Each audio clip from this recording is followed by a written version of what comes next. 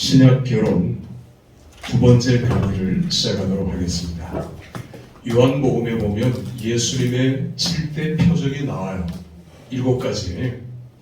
자, 그런데 중요한 것은 다 설명할 필요는 없고 표적입니다. 표적. 영어로는 사인이에요. 사인. 헬라어로는 세메이온인데, 자, 첫 번째, 물로 포도주를 만드는 기적.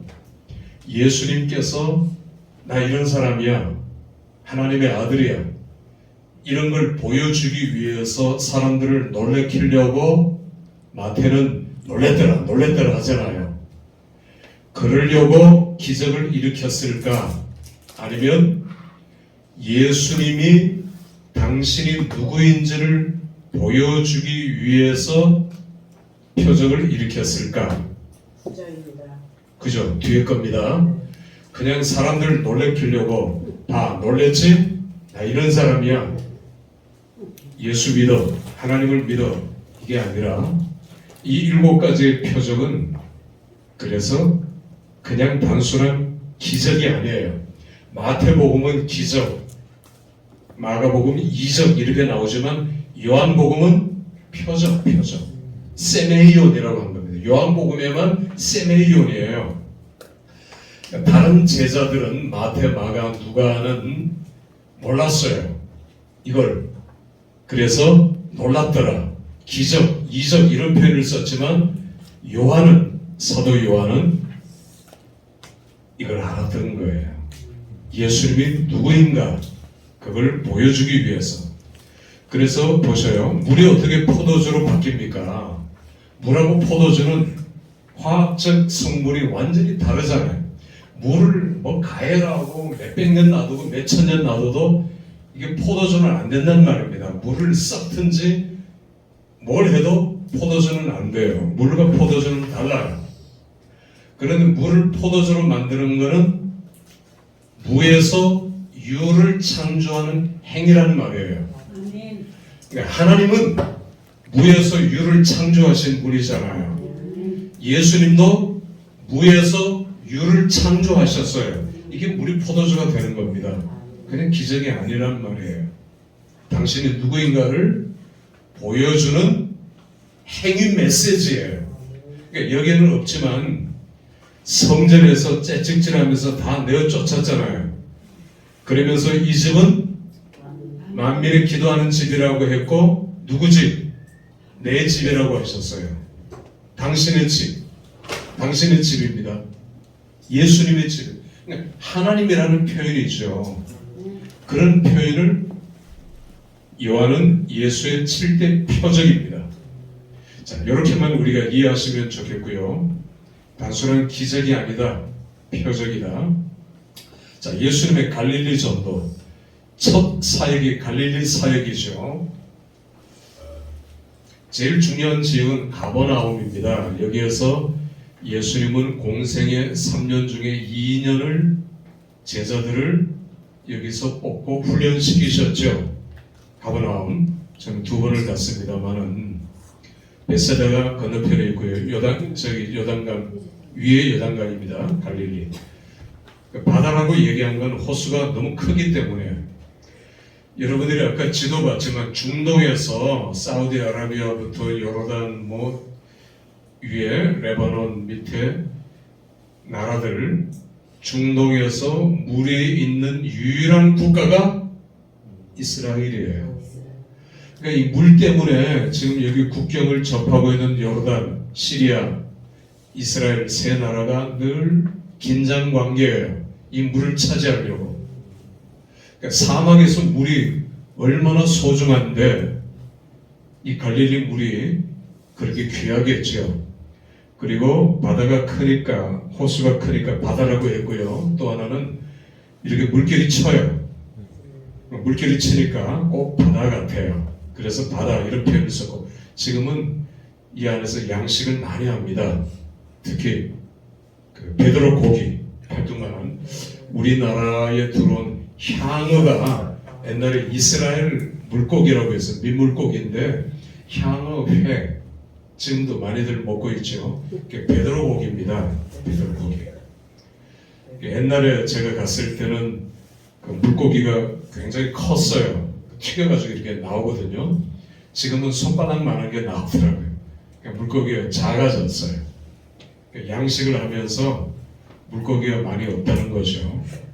자, 그런데 거라사 지역, 거라사, 가다라 지역, 여기에 그 데가볼리 지역 같은 이름이죠. 데가볼리. 헬라어로 데카라는 말은 열이라는 말이고 볼리는 폴리스, 10개의 도시가 여기 흩어져 있어요. 이건 헬라화된 도시, 신도시.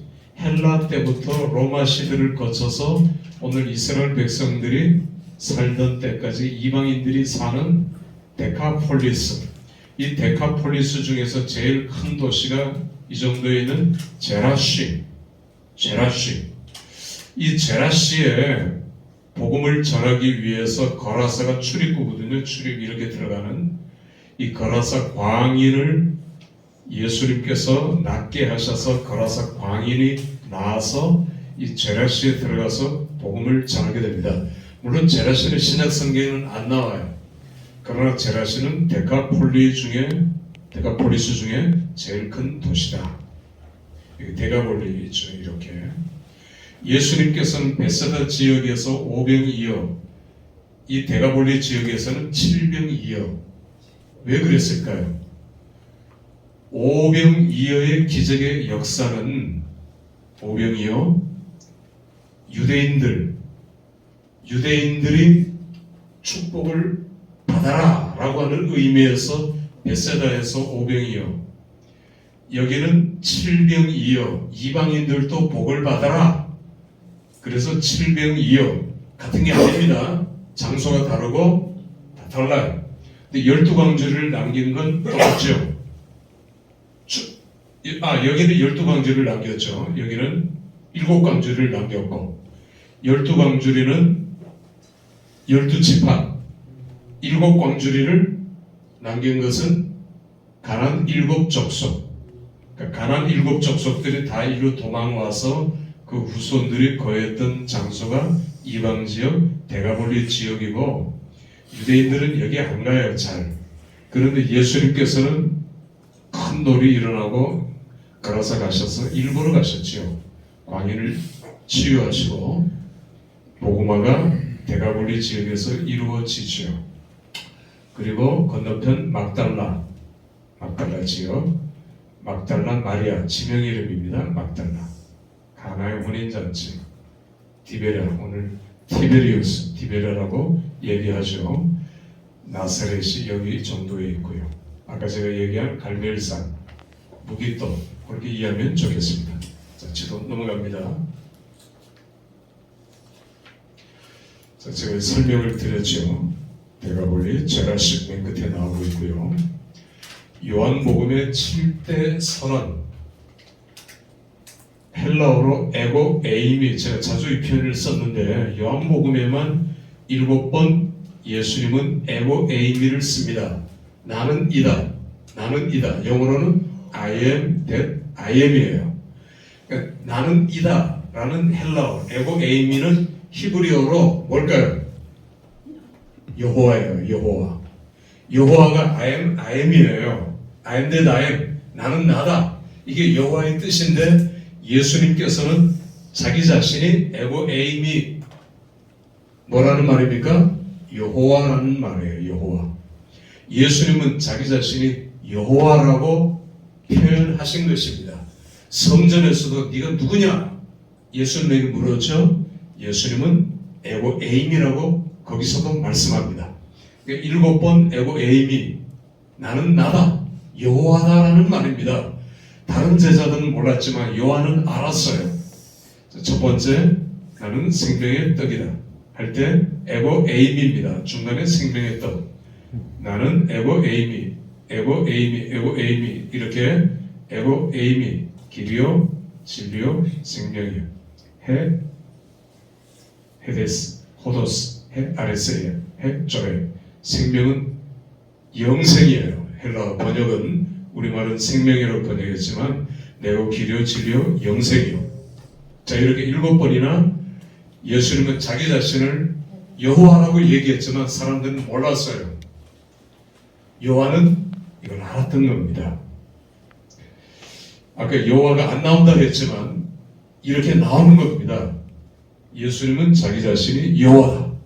우리가 구약 성경을 읽을 때도 여호와는 사실 기독론적인 해석은 예수님이라는 것, 초월하신 예수님, 구약에 나타나신 예수님, 언약을 성취하기 위해서 오신 예수님, 그 예수님을 자기 자신은 여호와라고 표현했던 거예요. 에고에임입니다. 그게.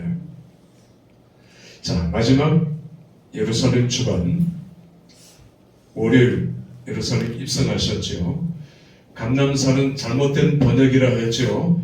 중국 남쪽에 가면은 감람나무가 있는데 중국 남쪽의 감람나무는 한국 사람들이 봤죠. 그 열매도 비슷해요. 올리브 열매하고. 근데 올리브 열매는 못 봤어요. 그래서 감람나무, 감람산 이렇게 표현했지만 영어로는 올리브입니다. 올리브하고 감람나무는 달라요. 올리브 나무하고 완전히 다릅니다. 그러나 올리브 나무를 한국 사람들은 못 봤기 때문에 성경을 번역할 때 올리브 나무하고 비슷한 감람나무, 감람산 이렇게 한 거예요.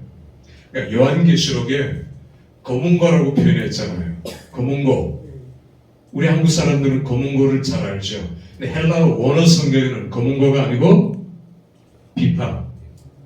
헬라어 성경에는 비파예요. 비파. 근데 우리가 비파를 못 봤잖아요. 비파하고 검은고는 완전히 다르잖아요. 비파는 세워서 튕기는 거고 검은고는 앉아서 튕기는 거고 같은 현악기지만 가장 큰 서양 악기가 비파인데 헬라 성경의 비파인데 비파를 한 번도 보지 않은 사람 검은고라고 번역한 거예요. 그러니까 엄격하게 따지면 오역이지만 우리가 오역이라고 하지 않고 의역이라고 하는 이유는 한국 사람들이 비파를 못 봤기 때문에 편의상 검은고라고 번역을 했어요. 우리가 성경을 읽을 때 왜 검은고라고 했을까? 이건 동양 악기인데 한국 사람들의 악기인데 왜 검은고라고 했을까? 검은고가 아닙니다. 그러니까 성경이 틀렸다는 게 아니라 아까 제가 얘기한 것 같이 그런 이유가 있었기 때문에 의역을 한 거예요. 이것도 강남도 마찬가지고요. 자, 베다니 백바기를 거쳐서 예루살렘 성으로 입성했고요. 예루살렘 성 맞은편입니다. 800m. 조금 낮죠. 한 100m 낮죠. 예루살렘은 900m 되고. 자, 화요일, 수요일은 묵시록에 대해서 마지막 마태복음 24장 종말장이죠. 예수님께서 말씀하시고 수요일도 마찬가지예요. 감람산의 아까 건너편 올리브산, 감람산 지금도 올리브 나무가 산에 다 덮여 있어요. 베다니에서 bet박에 이렇게 오셔서 이리로 예수님 넘어가셨죠.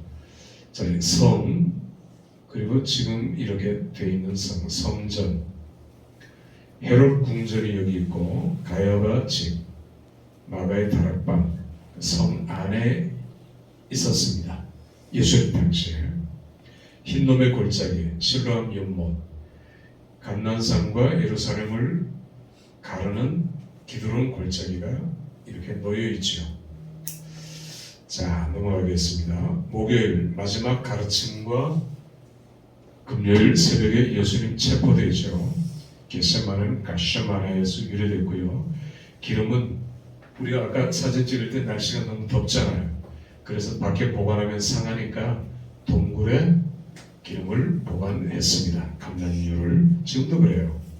자, 금요일날 재판 받으시고 대제사장인 가야바 요한복음에는 안나스라고 나오죠. 장인이고 사위예요. 안나스가 먼저 대제사장하고 자기 아들이나 사위에게 물려준 겁니다. 가야바가 그 다음 대제사장이 되었지요. 같은 건물인 가야바의 집으로 이송되었고 금요일날 십자가에 달리고 장사됩니다.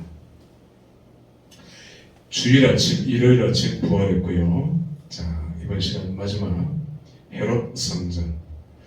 헤롯 대왕 BC 37년에서 BC 4년 예수님 태어나신 바로 그 해까지 헤롯이 통치했고요. 이스라엘 역사상 세 번째 건축된 성전이죠. 첫 번째는 솔로몬, 두 번째는 스룹바벨, 세 번째가 헤롯 성전. BC 19년에 시작해서 10년 만에 기초 골격은 완성되었지만 최종 완공은 63년. 예수님 때도 헤롯 성전이 미완성이었지만은 63년은 실내 인테리어까지 완공한 것 대부분은 예수님 당시에 완공되었어요. 그 자랑했죠. 예수님 뭘 하셨습니까?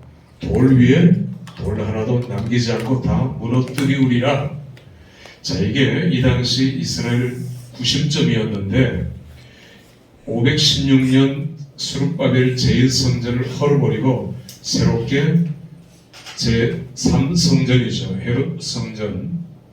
스룹바벨 성전은 매우 초라했고 유대인들에게 외면당해 있었고 이둠의 왕과 에돔 출신인 헤롯은 유대인들이 반감을 갖고 있었기 때문에 로마 제국의 임명에 의해서 팔레스타인을 통치하게 된 헤롯이 유대인들에게 환심을 얻는 제일 중요한 일이 유대인들이 성전을 생명같이 여기기에 성전을 건축한 거예요. 이 헤롯 성전은 솔로몬 성전보다 훨씬 더 규모가 크다. 솔로몬 성전은 건물 하나지만 헤롯 성전은 부속 건물들이 굉장히 많고 완공 7년 후에 이 거대한 헤롯 성전도 주 70년, 아까 63년에 완공되었다 했으니까 7년 후에 로마의 티토 장군에게 예루살렘 성과 함께 파괴되고 다 불타요. 그리고 디아스포라, 로마 제국 전체로 흩어져 버립니다. 이렇게 이스라엘이 완전히 망해버려요. 이 헤롯 성전도 이렇게 망해버립니다. 다 없어져 버려요. 성전의 축대였던 통곡의 벽은 규모가 방대해서 허물지 못하고 남겨두었어요. 지금도 남아있죠. 이방인의 뜰입니다. 여기가 통곡의 벽. 바위 하나가 규모가 어마어마한 이게 성전을 떠받들고 있는 축대예요. 근데 이건 로마가 무너뜨리지 못했어요. 너무 돌들이 규모가 크니까.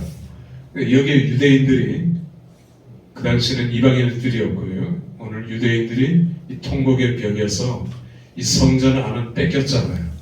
성전 안은 누가? 모슬렘들이 장악하고 있고 거기에 못 들어가고 통곡의 벽에서 통곡하며 기도하고 있는 여러분들이 그 인터넷 통해서 자주 볼 수 있죠. 자, 이건 다 무너뜨렸지만 이건 무너뜨리지 않았어요. 자, 이렇게 이번 강의는 이렇게 마치도록 하겠습니다. 수고했습니다.